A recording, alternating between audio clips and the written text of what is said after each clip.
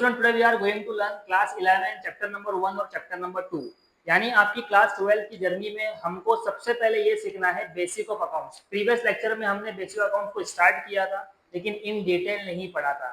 अब मैं आपको पढ़ाऊंगा पहले क्लास 11 का चैप्टर नंबर 1 और चैप्टर नंबर 2। बिकॉज अगर आपने क्लास 11 नहीं पढ़ा है तो अकाउंट का बेसिक कंसेप्ट आपको नहीं पता है, और विदाउट बेसिक कंसेप्ट आप अकाउंट्स का कोई भी चैप्टर क्लास 12 का नहीं कर सकते हो। तो आपको चैप्टर नंबर 1 और चैप्टर नंबर 2 क्लास 11 का सीखना है। तो आज का जो वीडियो है वो 11 के बच्चों के लिए भी है और क्लास 12 के बच्चों के लिए भी है। मैं क्लास 12 के बच्चों के पॉइंट ऑफ व्यू से पढ़ा रहा हूँ। ठीक है, चलो स्टार्ट करते हैं आज का लेक्चर। बच्चों, आज हम कवर करेंगे चैप्टर नंबर 1 जिसका नाम है इंट्रोडक्शन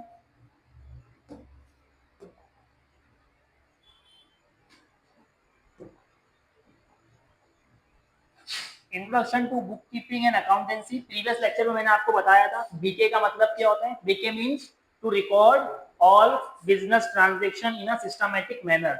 अकाउंटेंसी का मतलब भी मैंने आपको प्रीवियस लेक्चर में समझाया था। What is accountancy?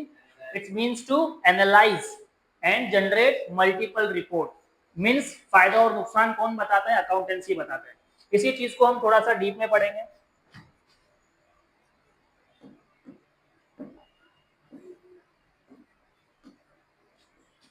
चलो, चैप्टर का नाम है introduction to bookkeeping and accountancy.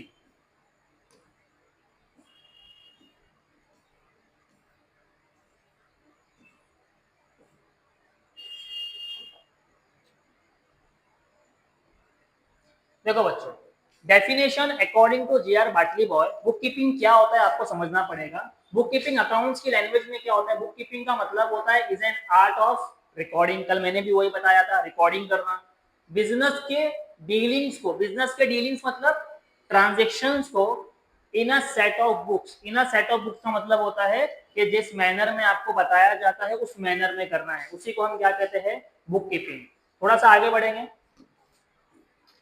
Features की बात करते हैं। सर बुक कीपिंग क्यों करना है, क्यों बिजनेस के ट्रांजेक्शन्स को रिकॉर्ड करना है? तो देखो इसके कुछ फीचर्स लिखे गए हैं। सबसे पहले लिखा गया है it is the method of recording day to day business transaction. यानी आप क्या कर रहे हो? बिजनेस को रोज कर रहे हो। तो अगर रोज कर रहे हो तो रोज ट्रांजेक्शन भी हो रहा है, और रोज अगर ट्रांजेक्शन हो रहा है तो उसकी क्या करना पड़ेगा? रिकॉर्डिंग करना पड़ेगा। इसलिए इसका पहला फीचर्स क्या है? Method of day to day transactions को क्या करना? रिकॉर्ड करना। उसके बाद अगला फीचर्स क्या है बच्चा? Only financial transaction are recorded. हाँ, जब आप अकाउंट्स करोगे तो अकाउंट्स के अंदर आपको टीचर बार बार ये बोलेगा हम किसका हिसाब किताब कर रहे हैं? पैसे का। किसका हिसाब किताब कर रहे हैं? यानी बुक कीपिंग के अंदर आपके घर के राशन के बारे में नहीं लिखा जा रहा है, आपके मोबाइल रिचार्ज के बारे में नहीं लिखा जा रहा है। बिजनेस पॉइंट ऑफ व्यू से इसके अंदर किस बारे में लिखा जा रहा है कि बिजनेस में कितना पैसा आ रहा है और कितना पैसा जा रहा है, उसी को रिकॉर्ड करता है। तो सेकंड फीचर्स हो गया। बुक कीपिंग करने का तीसरा फीचर्स क्या है? All record are prepared for specific period. What do you mean by specific period? देखो अकाउंट जो है ना, अकाउंट ये स्पेसिफिक पीरियड के लिए बनाया जाता है। जब आप बड़ी क्लास में जाओगे तो आप सुनोगे सीएस के बारे में। किसके बारे में सुनोगे? सीएस। सर सीएस कौन होता है? ये क्या करता है? बिजनेसमैन से बिजनेसमैन का डेटा लेता है, उसके बिजनेस का डेटा लेता है और उसके डेटे को 31 मार्च के दिन कैलकुलेट करता है और सामने वाले को बताता है कि आपका बिजनेस फायदे में है या नुकसान में है। यानी 31 मार्च एक स्पेसिफिक डेट हो गया। यानी ये जो आप साल भर ट्रांजेक्शन्स को रिकॉर्ड करोगे एक स्पेसिफिक पीरियड तक के लिए। कब तक के लिए? और अकाउंट्स के अंदर फाइनेंशियल स्पेसिफिक डेट क्या है? 1 अप्रैल से अकाउंटिंग स्टार्ट होता है और 31 मार्च को क्लोज होता है। तो 1 अप्रैल से लेके 31 मार्च तक अगर आप बुक कीपिंग कर रहे हो मतलब आपने क्या किया? स्पेसिफिक पीरियड पे डेटा रिकॉर्ड किया, राइट। इसके बाद तीसरा फीचर्स क्या है बच्चा? Record of transaction are based on rules and regulation. मैंने आपको बोला है अकाउंट्स ऐसे कोई भी नहीं कर लेता है। अकाउंट्स के अंदर क्या लगाए जाते हैं? Some rules and some regulation. अगर आपने डेबिट की चीज को क्रेडिट में लिख दिया, क्रेडिट की चीज को डेबिट में लिख दिया, अमन की बुक में आपने यासीन का खाता खोल दिया, यासीन की बुक में अमन का खाता खोल दिया, तो ट्रांजेक्शन रॉन्ग हो गया, रूल्स एंड रेगुलेशन बदल गया, तो आपकी जो रिकॉर्डिंग होगी गलत होगी।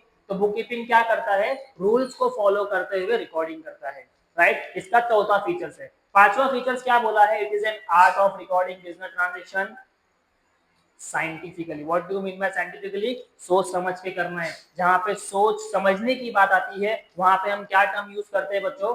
साइंटिफिकली। क्या यूज करते हैं? व्हाट इज साइंटिस्ट, साइंटिस्ट लोग रिसर्च करते हैं, सोचते हैं, समझते हैं। वैसे अकाउंट्स के अंदर बिजनेसमैन जब बुक कीपिंग करता है, अपने डेटा को रिकॉर्ड करता है, तो ऐसे रिकॉर्ड नहीं करता है, कैसे रिकॉर्ड करता है, साइंटिफिकली रिकॉर्ड करता है। तो आपको ध्यान में रखना है बुक कीपिंग करने कितने फीचर्स हैं। स्टूडेंट ऑफ क्लास 12 आपको पता होना चाहिए कि आपको फीचर्स ऑफ बुक कीपिंग कितने हैं, 5 है। सबसे पहला क्या है, रिकॉर्डिंग करना। दूसरा फीचर्स क्या है बच्चा, प्रिपेयर स्पेसिफिक पीरियड के लिए एक डेटा को रिकॉर्ड करना। उसके बाद थर्ड फीचर्स क्या है बच्चा, फाइनेंशियल रिकॉर्ड ही यहाँ पे ट्रांजेक्शंस रिकॉर्ड हो गए। चौथा क्या है बच्चा, रूल्स एंड रेगुलेशन के बेस पे रिकॉर्ड करना है। और पांचवा क्या है, इसी को हम क्या कहते हैं, साइंटिफिकली रिकॉर्डिंग, सोच समझ के। ओके, इसके बाद थोड़ा सा आगे बढ़ेंगे, बात करते हैं ऑब्जेक्टिव की। सर बुक कीपिंग करने का मकसद क्या है, ऑब्जेक्टिव का मतलब क्या होता है बच्चा, मकसद। क्या मकसद से हम बुक कीपिंग कर रहे हैं, यानी बिजनेस के ट्रांजेक्शन को रिकॉर्ड कर रहे हैं, तो मकसद समझना पड़ेगा। व्हाट इज मकसद, the main object of bookkeeping is to keep a complete record and accurate record of all financial transaction in a systematic, orderly and logical manner. मैं आपको खुद पूछता हूँ कि आपने इतनी देर से बुक कीपिंग के बारे में सुना, तो बुक कीपिंग का पहला मकसद क्या होना चाहिए, बुक कीपिंग का पहला मकसद होना चाहिए क्या रखना, कंप्लीट एंड एक्यूरेट रिकॉर्ड। यही तो कर रहा है बुक कीपिंग का सिंपल मतलब। कैसे रिकॉर्ड रखना है, systematic, orderly and logical manner में। व्हाट इज लॉजिकल, कि भाई तूने जो लिखा है ये तूने ऐसे ही नहीं लिखना है, तेरे पास प्रॉपर उसका बिल, इनवॉइस, कस्टमर का डेटा होना चाहिए, उसी को हम लॉजिकली मानते हैं। क्या मानते हैं, लॉजिकली। अच्छा, ऑब्जेक्टिव का सेकंड ऑब्जेक्ट क्या है बुक कीपिंग का, all the business transaction are to be record and account wise. Date wise का मतलब क्या है, 1 तारीख के बाद क्या आता है, 2 तारीख, 2 तारीख के बाद क्या आता है, 3 तारीख, 3 तारीख के बाद क्या आता है। आपने कभी भी 1, 2, 3 का रिकॉर्डिंग नहीं किया। अब आप 4 तारीख को बैठे हो और 4 तारीख की रिकॉर्डिंग कर रहे हो, आपके जहन में आया अरे मैंने 1 का तो रिकॉर्ड ही नहीं किया, मतलब आपने डेट वाइज किया या नॉन डेट वाइज कर दिया, नॉन डेट वाइज। और बिजनेस के अंदर, जब बिजनेस के अंदर डेट आगे पीछे होती है तो हमारी रिकॉर्डिंग प्रॉपर होगी या सही होगी, इम्प्रॉपर होगी। और अगर इम्प्रॉपर भी है तो क्या मेरा प्रॉफिट लॉस सही निकलेगा, नहीं निकलेगा। इसलिए हमें क्या चाहिए, डेट वाइज। और उसके बाद क्या चाहिए सर, अकाउंट वाइज क्या होता है, 2 लोग हैं, एक है यासीन, दूसरा है अमान। अमान के अकाउंट में अगर आपने यासीन का डेटा लिख दिया तो क्या ये सही हो गया, नहीं सर। प्रॉपर अकाउंट, अगर अमान का बात चल रहा है तो अमान की बुक में लिखा जाएगा, और यासीन का ट्रांजेक्शन यासीन के अकाउंट में लिखा जाएगा, तब डेटा क्या होगा, प्रॉपर होगा। तो ये कौन करता है, ये बुक कीपिंग करता है। बात समझ में आ रही है। ओके, इसके बाद नेक्स्ट क्या है बच्चों, नेक्स्ट बुक कीपिंग का ऑब्जेक्ट है, bookkeeping serve as a permanent record of the monetary transaction of an enterprise business, and it can be produced as an evidence whenever and whenever required. Very very important terms, we can use bookkeeping as an evidence. Suppose करो आपने अमान का एक data record बनाया, अमन आपके साथ transaction करता है उधार में, तो अमन आपके बिजनेस से जितना भी पैसा, जितना भी सामान लेता था उधार में लेता था, और उसका कहना था कि महीने के एंड में मैं आपको ये पैसा लौटा दूंगा। जब महीने का एंड हुआ तो अमन आपको पैसा देने से मुकर गया। अब इस टाइम पे आप अमन को बोलोगे सर आपको पेमेंट करना है, आपने इतना सामान खरीदा है, तो अमन क्या करेगा, अमन ये बोलेगा कि मैंने तो खरीदा ही नहीं, अमन झूठ बोल रहा है। अब आपके पास क्या प्रूफ है, तो प्रूफ क्या बनेगा बच्चा, बुक कीपिंग। क्या बनेगा, हमने रिकॉर्डिंग करके रखा है, तो ये रिकॉर्डिंग आपको कस्टमर के पलटने पे काम आता है एज अ एविडेंस। बात समझ में आ गई। ओके, इसके बाद क्या दिया हुआ है, to know the profit and loss of the business during the financial year. What is financial year, मैंने अभी बताया 1 अप्रैल से लेके 31 मार्च तक जो टाइम पीरियड होता है, इसी को हम क्या कहते हैं बच्चों, फाइनेंशियल ईयर। और फाइनेंशियल ईयर का हमें क्या चेक करना होता है, कंपनी फायदे में चल रही है या लॉस में। तो ये कैसे मालूम पड़ेगा, जब आप रिकॉर्डिंग करते होंगे तभी पता चलेगा। That is also objective of bookkeeping. उसके बाद नेक्स्ट क्या दिया हुआ है, to know the total assets and total liability. Class 12 के बच्चों को असेट्स और लायबिलिटी पता होना चाहिए, मैंने प्रीवियस लेक्चर में समझाया है, एक बार उस वीडियो को आप लोग देख लेंगे। हम आगे जाके असेट्स और लायबिलिटी को डिटेल में पढ़ेंगे। मैं क्लास 12 का चैप्टर तब तक स्टार्ट नहीं करूंगा जब तक मैं आपका बेस नहीं बना देता, ठीक है। ओके, असेट्स एंड लायबिलिटी पे आ जाते हैं। असेट्स एंड लायबिलिटी क्या होता है, मैंने लास्ट लेक्चर में समझाया था। हर वो चीज जो फ्यूचर में फायदा दे उसी को हम क्या कहते हैं, असेट्स कहते हैं। हर वो चीज जो फ्यूचर में टेंशन दे उसी को हम क्या कहते हैं। लेकिन कितने फायदे वाली चीज है और कितनी टेंशन वाली चीज है इसका भी तो रिकॉर्ड होना चाहिए। वो रिकॉर्ड कौन बनाता है बच्चों, बुक कीपिंग बनाता है। उसके बाद क्या लिखा हुआ है, to know what the businessman owes to other and what other owes to him. क्या मतलब, बिजनेसमैन को हो सकता है किसी को पैसा देना हो, बिजनेसमैन को हो सकता है किसी से पैसा आने वाला हो। तो यहाँ पे क्या बताना है कि जहां से पैसा आने वाला है उसका भी रिकॉर्ड होना चाहिए और जिसको पेमेंट करना है उसका भी रिकॉर्ड होना चाहिए। और वो कौन रिकॉर्ड करता है, बुक कीपिंग। यानी बुक कीपिंग में लिखा है बिजनेसमैन को अगर किसी को पैसा देना है वो भी लिखो और बिजनेसमैन को किसी से पैसा मिलने वाला है वो भी लिखो। कहाँ पे लिखो, बुक कीपिंग में। उसके बाद लास्ट का दिया हुआ बच्चों, businessman comes to know the current year progress over previous year and compare it financial result with other business enterprise in similar line। देखो आज के डेट में ना, मुझे अगर ये नहीं पता है कि मेरी क्लास में जो बच्चे आज बैठे हैं प्रीवियस ईयर कितने थे, तो मुझे कैसे मालूम पड़ेगा कि मैं ये साल फायदे में हूँ या नुकसान में हूँ।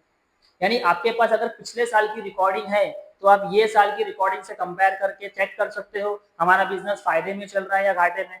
फॉर एग्जाम्पल, सपोज करो मेरा बिजनेस है कोचिंग का। लास्ट ईयर मेरी कोचिंग में 100 स्टूडेंट्स थे। कितने स्टूडेंट्स थे, ये मैंने बुक कीपिंग में लिख के रखा है, मतलब मैंने रिकॉर्ड करके रखा है पिछले साल का। व्हाट इज लास्ट ईयर, क्या बनेगा मेरा 2024 एंड 25। अभी हम जो पढ़ाई कर रहे हैं वो 2024, 25 और 26 के लिए कर रहे हैं। ये साल मेरे क्लास में सपोज करो 80 स्टूडेंट्स हुए। कितने स्टूडेंट्स हुए, पिछले साल कितने थे, ये साल कितने हुए। आपको फर्क दिख रहा है कि सर 20 जो है पहले के मुकाबले में कम हो गए।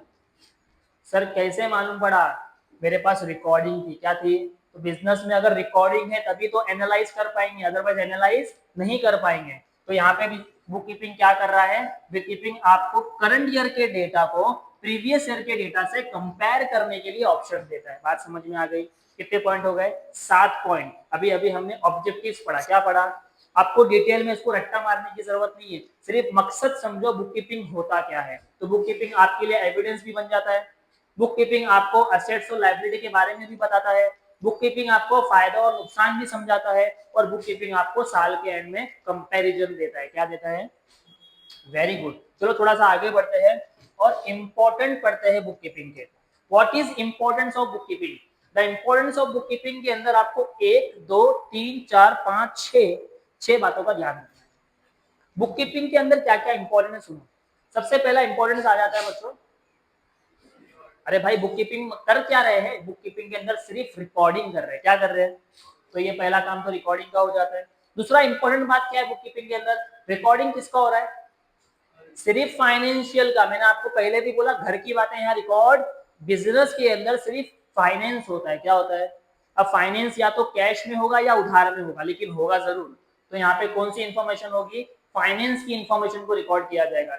उसके बाद ये किस काम आता है, डिसीजन मेकिंग। अभी जस्ट मैंने आपको ऊपर बताया कि मेरे पास पिछले साल कितने थे, 100 बच्चे, ये साल कितने आए, तो मुझे मालूम पड़ा कि 20 बच्चे मेरी क्लास में गिर गए, कम हो गए। तो अब मैं क्या करूंगा, कोई डिसीजन लूंगा कि भाई 20 बच्चे गए तो गए किधर, पता लगाओ कैसे 20 बच्चे कम हो गए, कुछ प्रॉब्लम तो नहीं है। तो जब तक आपको प्रॉब्लम नहीं पता चलेगी आप कोई डिसीजन ले पाओगे क्या, नहीं। तो बुक कीपिंग के बिहाफ पे बिजनेसमैन क्या करता है, डिसीजंस लेता है।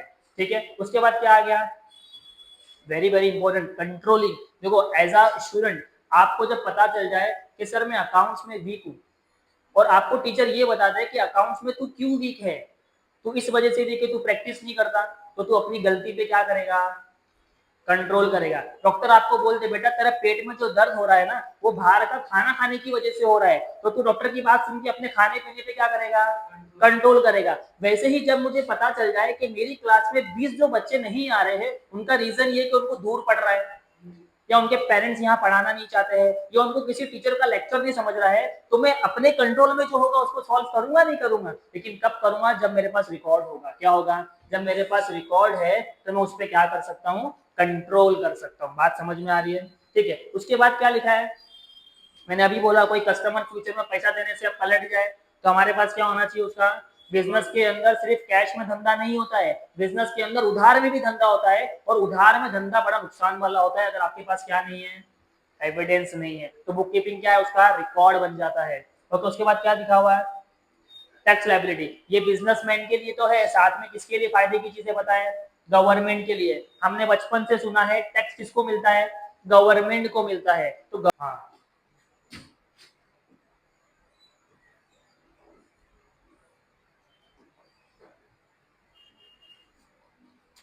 ओके,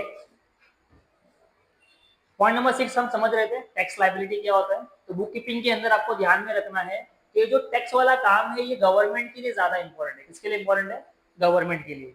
बिजनेसमैन सब चीजों को रिकॉर्ड तो कर रहा है अपने फायदे के लिए, लेकिन कहीं ना कहीं इसमें किसका फायदा है, गवर्नमेंट का भी फायदा है। क्यों सर, बिकॉज अगर बिजनेसमैन रिकॉर्डिंग नहीं करेगा तो गवर्नमेंट को कैसे मालूम पड़ेगा ये कितना कमा रहा है कितना नहीं कमा रहा है, और जितना भी वो प्रॉफिट कमाता है उसके ऊपर वो क्या भरता है बच्चों, टैक्स भरता है। इसलिए बुक कीपिंग कहाँ पे काम आता है, टैक्स लायबिलिटी पे करने में।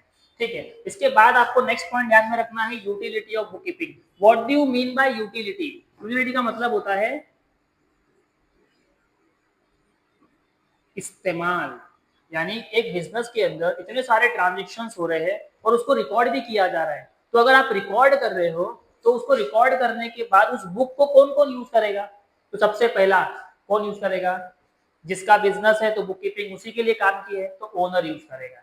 उसके बाद उस बुक कीपिंग को कौन यूज करेगा, मैनेजमेंट। सर मैनेजमेंट क्यों यूज करेगा, बिकॉज मैनेजमेंट तो डे टू ट्रांजेक्शन कर रहा है, तो उसको पता होना चाहिए हमारा बिजनेस किस हिसाब से फायदे में जाएगा और किस हिसाब से नुकसान में जाएगा। तो रिकॉर्डिंग करने से किसके काम आएगा, वो मैनेजमेंट के काम आएगा। उसके बाद नेक्स्ट पॉइंट क्या दिया हुआ है, इन्वेस्टर।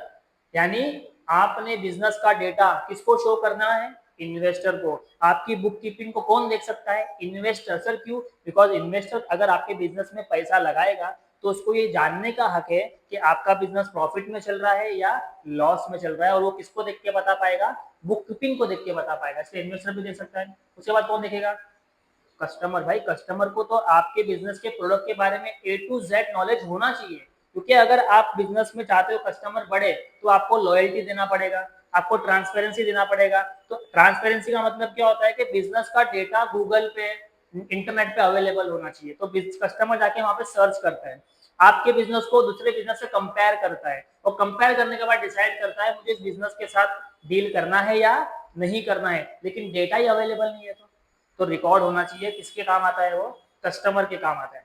उसके बाद किसके काम आता है, गवर्नमेंट। मैंने अभी बोला गवर्नमेंट को टैक्स भरना है, तो टैक्स भरने के लिए क्या लगेगा, डेटा लगे, कितना कमाया कितना नहीं कमाया। उसके बाद लास्ट में कौन है, लेंडर्स। लेंडर्स कौन होते हैं, जो आपके बिजनेस में पैसा लगाते हैं for the financial standing of enterprise for decision land money और नॉट। यानी लेंडर्स को अगर पैसा लगाना है या नहीं लगाना है वो उसका डिसीजन भी कब लेंगे, जब बिजनेसमैन अपने बिजनेस की बुक शो करेगा। बात समझ में आ गई। तो कितने लोग बुक कीपिंग को यूज कर सकते हैं बच्चा, owner, management, government, customer, investor and lenders. ये सारे लोग क्या कर सकते हैं, बुक कीपिंग को यूज कर सकते हैं। ये एक्चुअल में अभी क्लास 12th में आपको काम नहीं आएगा, लेकिन आपको बुक कीपिंग पता होना चाहिए, सिर्फ इस वजह से पढ़ा रहा हूँ। ठीक है, उसके बाद देखते हैं क्या दिया हुआ है। अब यहाँ पे बच्चों बड़े ही इजी वे में बुक कीपिंग का और अकाउंटेंसी का डिफरेंस दिया हुआ है, और ये हर बच्चे को पता होना चाहिए इन दोनों में फर्क क्या है, जो मैंने प्रीवियस लेक्चर में थोड़ा समझाया था। देखते हैं बुक कीपिंग का मीनिंग क्या होता है। It is concern with recording and classifying the business transaction. बार बार वही बोल रहा हूँ कि बुक कीपिंग का मतलब रिकॉर्डिंग करना, रिकॉर्डिंग करना। तो बुक कीपिंग का मतलब रिकॉर्डिंग करना होता है। अकाउंटेंसी का मतलब it is relate with recording, classifying, summarising, analysing and interpreting the financial data. क्या मतलब कि बुक कीपिंग के अंदर जो रिकॉर्ड किया गया है उसको समझने का काम कौन करता है, अकाउंटेंसी करता है। उसके बाद देखते हैं stage. Book keeping is the primary stage in accounts. मैंने आपको कल ही बोला था ना कि बुक कीपिंग को मिला के अकाउंटेंसी के साथ अकाउंट्स बनता है। क्या बनता है, लेकिन अकाउंटेंसी यानी एनालाइज करने के लिए सबसे पहला क्या चाहिए बच्चा, बुक कीपिंग। तो बुक कीपिंग आपके लिए कौन से स्टेज पे आ गया, प्राइमरी स्टेज पे, फर्स्ट स्टेज पे आ गया। और अकाउंटेंसी क्या है, apart from primary stage it include secondary stage, यानी बुक कीपिंग के साथ अगर आप इसको लेके जाओगे तो ये प्राइमरी पे आएगा, क्योंकि ये भी जरूरी है, लेकिन ये कब आएगा, जब ये कंप्लीट होगा और उसके बाद। तो ये कौन से स्टेज पे आएगा, सेकेंडरी स्टेज पे। पहले चीजों को रिकॉर्ड किया जाता है और उसके बाद उसको एनालाइज किया जाता है। तो बुक कीपिंग प्राइमरी हो गया और ये सेकेंडरी हो गया। ओके, उसके बाद क्या आया, ऑब्जेक्टिव मतलब मकसद। तो यहाँ पे बुक कीपिंग का मकसद क्या है, बुक कीपिंग का मकसद सिर्फ यही है कि इसका काम क्या है, रिकॉर्ड करना। रिकॉर्ड करना बिजनेस के अंदर सुबह से लेके शाम तक 24 घंटे में अगर ट्रांजेक्शन चल रहा है तो उसको सिर्फ रिकॉर्ड करने का काम कौन करता है, बुक कीपिंग करता है। अब बात करते हैं अकाउंटेंसी क्या करता है। The objective of accounting is to prepare financial statement and further communicate the information into the relevant authority. क्या मतलब, सर अकाउंटेंसी का मतलब था एनालाइज करना, क्या था, समझना। किसको समझ रहा था वो, बुक कीपिंग को। तो समझने के बाद क्या करता है, ये फाइनेंशियल स्टेटमेंट बनाता है। क्या बनाता है, बिजनेस का फाइनेंशियल, मतलब कि बिजनेस कितना प्रॉफिट में है और कितना लॉस में है। जब ये फाइनेंस बना देता है तो इसके बाद वो क्या करता है, कम्युनिकेट करता है, बातचीत करता है। सर किससे बातचीत करता है, रिलेवेंट अथॉरिटी, मतलब बिजनेस के ओनर से बात करेगा ना। अभी एज अ अकाउंटेंट मुझे कोई बिजनेसमैन बुलाएगा तो बोलेगा सर मेरा ये ट्रांजेक्शन है, जरा इसको एनालाइज करो और मुझे बताओ फायदे में चल रहा हो या नुकसान में। तो मैं क्या करूंगा, एनालाइज करूंगा और उसके बाद ओनर से जाके क्या करूंगा, कम्युनिकेट करूंगा कि भाई तू इतना घाटे में या इतना प्रॉफिट में है। ये अकाउंटेंसी का क्या है, ऑब्जेक्ट है। उसके बाद क्या है, रिस्पॉन्सिबिलिटी। जहां पे काम वर्क आ जाता है वहां पे जिम्मेदारी उठाने वाले लोग आ जाते हैं। सर यहाँ पे बुक कीपिंग, यानी ये जो ट्रांजेक्शन को रिकॉर्ड करने का काम है, ये कौन करता है। इतनी बात याद रखना कि रिकॉर्डिंग के लिए कौन लोग काम कर रहे हैं, यानी बिजनेस में किसी को माल बेचा, किसी से माल खरीदा, कहीं पे पैसा इन्वेस्ट कर दिया, तो बिजनेस में जो भी ट्रांजेक्शन हो रहे हैं इनको रिकॉर्ड करने का काम कौन कर रहा है, जूनियर स्टाफ। लेकिन अगर बात समझदारी की आ जाती है और बात समझने और समझाने की आ जाती है तो वहां पे कौन लगता है। तो आपको ध्यान में रखना है, बुक कीपिंग कौन करता है, जूनियर स्टाफ, और यहाँ पे अकाउंटेंसी कौन करता है, सीनियर स्टाफ। याद रहेगा, ठीक है। इसके बाद आगे बढ़ते हैं, आउटकम। आउटकम का मतलब क्या निकलता है, रिजल्ट। आउटकम का मतलब क्या निकलता है, रिजल्ट निकलता है। इन सिंपल वर्ड, आपने तपेला लिया, तपेले के अंदर पानी डाला, चावल डाला, चिकन छोड़ दिया, मसाला छोड़ दिया, चिकन बिरयानी का मसाला डाल दिया, तो आउटकम क्या होगा, बिरयानी। बिरयानी बनेगी। तो वैसे ही बुक कीपिंग और अकाउंटेंसी करने का आउटकम क्या निकलता है। बुक कीपिंग करने का आउटकम क्या है बच्चों, book keeping basically result into, अब क्लास 12 के अंदर ये जर्नल एंट्री क्या होता है, लेजर क्या होता है, आपको कोई नहीं सिखाएगा।